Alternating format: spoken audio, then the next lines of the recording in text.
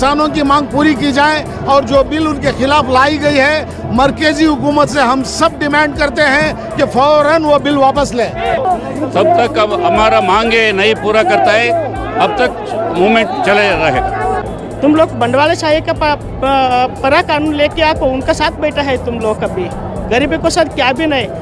पूंजीपतियों के है ना ये फायदे के लिए कानून बनाए गए हैं, इसमें किसानों को है ना गुलाम बनाया जा रहा है, इनकी ज़मीनें छीन ली जाएगी।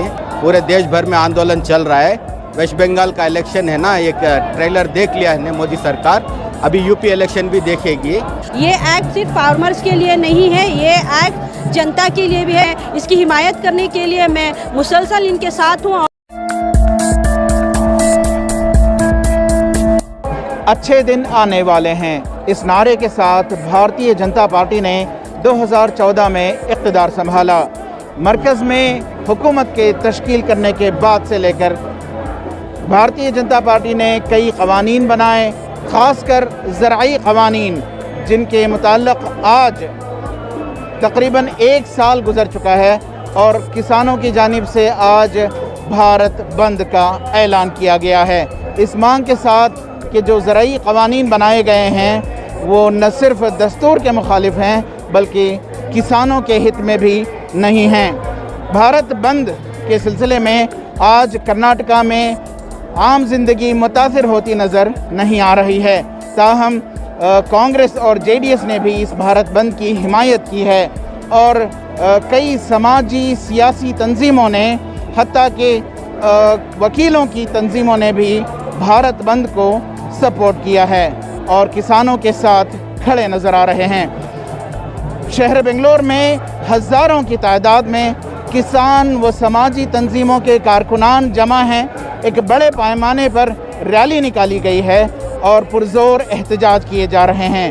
मोदी के इक़्तिदार वाली मरकज़ी हुकूमत से पुरजोर मांग की जा रही है कि ज़राई क़वानीन को फौरी तौर पर वापस लिया जाए। और बेंगलुरु में और कर्नाटक में भी कामयाब तरीन बंद किया गया है और किसान जो हमारे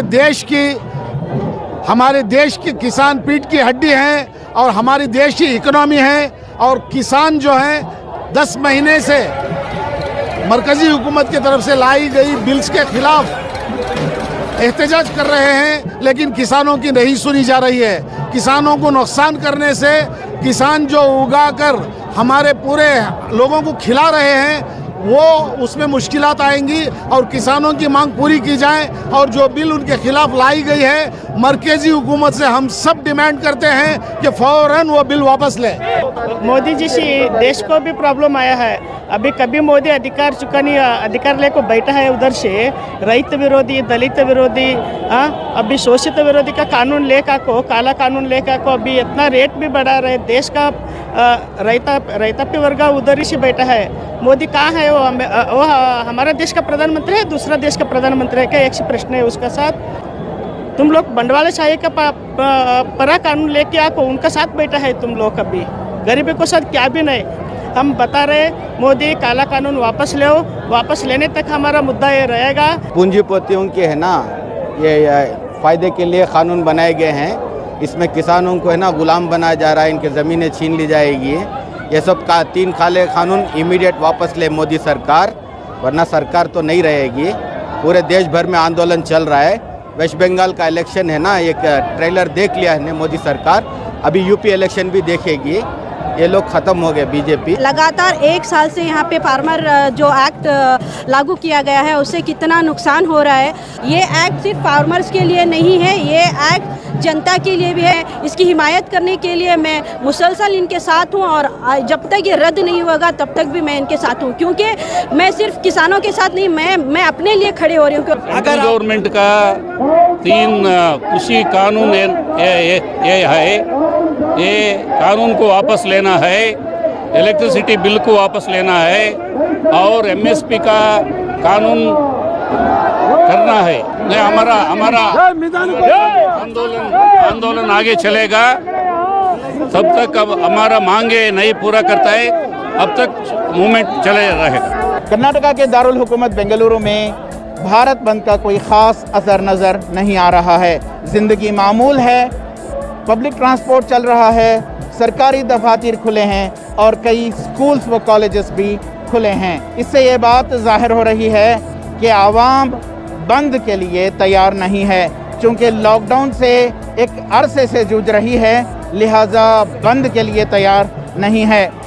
ताहम पुरज़ोर एहतजाजात बता रहे हैं कि मरकज़ी हुकूमत के ख़िलाफ़ लोगों में काफ़ी गम व गुस्सा है, जिसके इजहार के लिए आज हज़ारों की तादाद में लोग शहर के टाउन हॉल और मैसूर बैंक सर्कल पर जमा हैं। मरकज़ी हुकूमत के ख़िलाफ़ नारेबाजी कर रहे हैं और मांग कर रहे हैं कि जो किसानों के ताल्लुक़ से क़वानीन बनाए गए हैं वो काले क़वानीन हैं, उन्हें वापस लिया जाए और जो महंगाई बढ़ी है इस पर कंट्रोल किया जाए।